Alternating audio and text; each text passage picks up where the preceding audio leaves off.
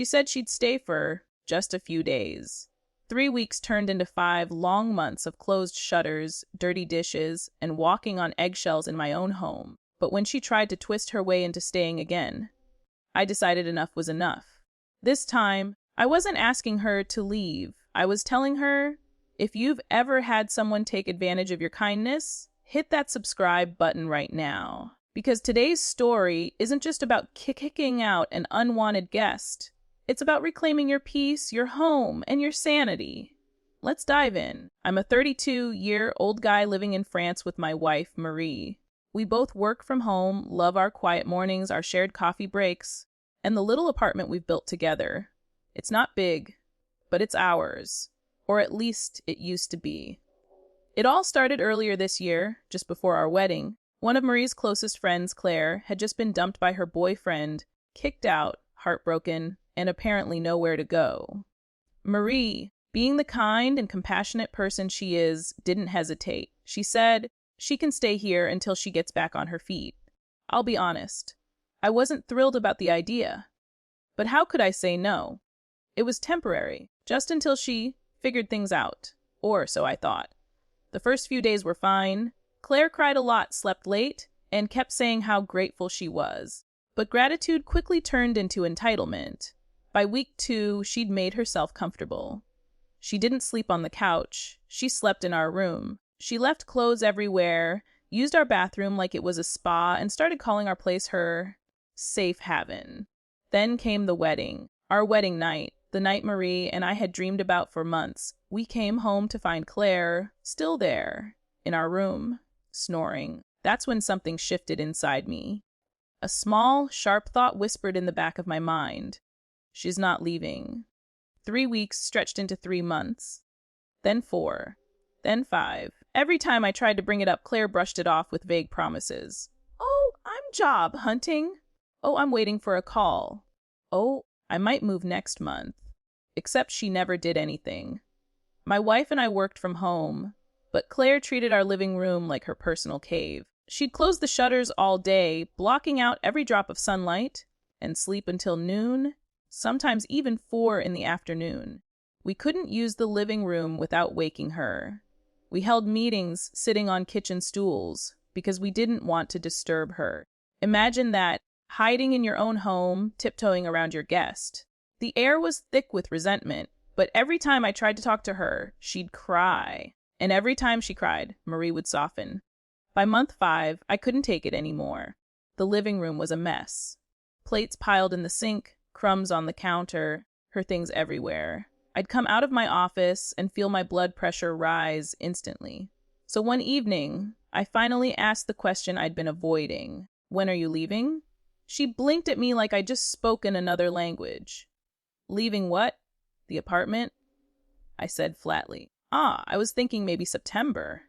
It was June, but I nodded, swallowing my frustration. Fine, September.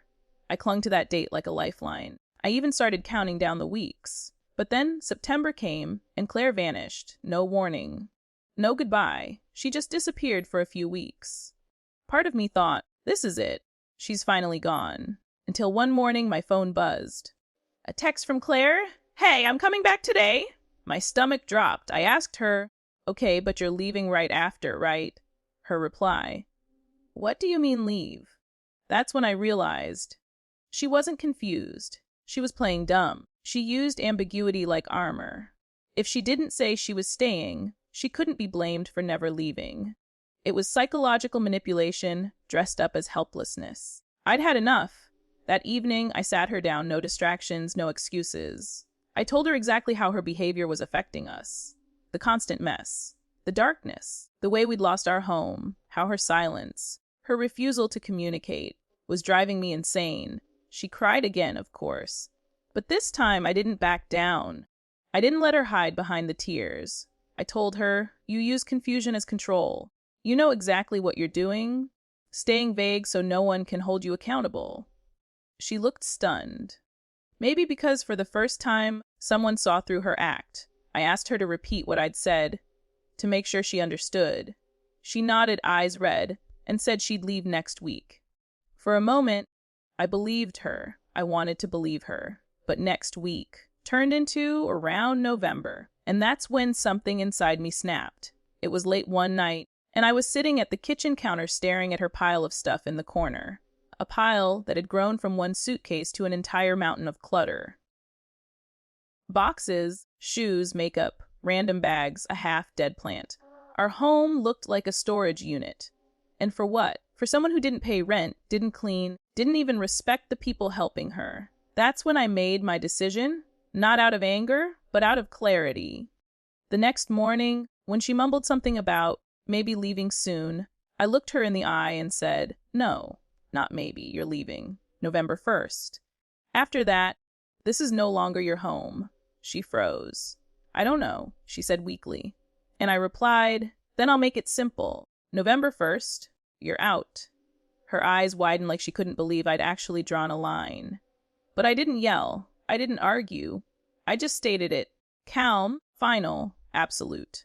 That was the moment the power shifted. For days, she tried to charm her way back into comfort. She told my wife, "I'm leaving around November." She avoided me, tiptoed around the subject, acted like nothing was wrong. But the tone in the apartment had changed. I stopped accommodating. I opened the shutters in the morning. I started using the living room again, even if it woke her. For the first time in months, I felt free. November came, and sure enough, she packed her things. She mumbled something about needing to take her stuff in November. But I was already a different person. No guilt, no hesitation. When she finally walked out with the last box, I didn't even feel anger anymore. Just silence. Beautiful, liberating silence that night. I opened every window. Sunlight poured in for the first time in months, and the apartment smelled fresh again. Marie and I sat on the couch. Our couch, drinking coffee in the space we'd built together. The weight that had been pressing on my chest for months was gone. Not because I'd won, but because I'd finally stopped apologizing for wanting peace. Claire's revenge was her own doing. By taking advantage of everyone around her, she isolated herself completely. And that, I realized, is the ultimate poetic justice. People who manipulate kindness eventually find themselves with no kindness left. Sometimes revenge doesn't come as shouting, or slamming doors, or dramatic exits. Sometimes it's as quiet as setting a boundary and sticking to it. Because real revenge isn't about hurting someone else. It's about reclaiming the life they tried to take from you. So tell me, have you ever had a guest who overstayed their welcome? What did you do to get your space and your sanity back? Drop your story in the comments below. I'd love to read it. And if you enjoyed this tale of quiet justice, hit that like button, subscribe for more Reddit revenge stories, and share this with someone who needs a reminder kindness is a gift, but it's not a free pass.